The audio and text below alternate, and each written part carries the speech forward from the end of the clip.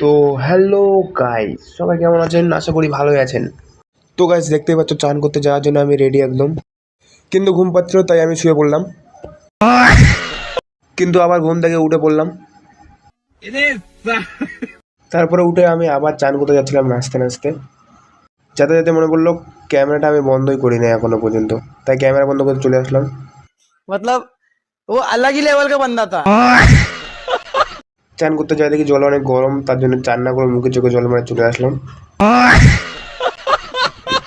তারপর ভাবলাম সাইকেলটা নিয়ে যাবো, কিন্তু সাইকেলটা নিলাম না, খালি টুপিটা নিয়ে চলে আসলাম ওখান থেকে। তারপরে বাইরে এসে দেখি টুপিটা উল্টে গেছে, তার সিধা করে নিলাম।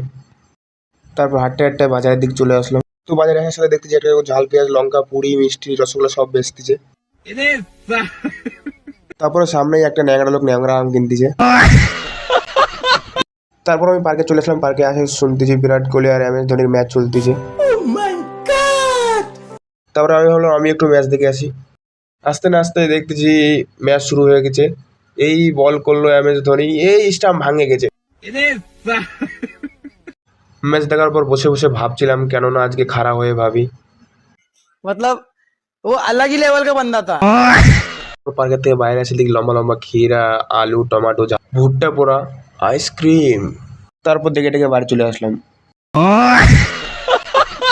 তারপর বাড়িগুলিতে আসে দেখে একটা কাকু আসতিছে, একটা কাকিমা যাচ্ছে।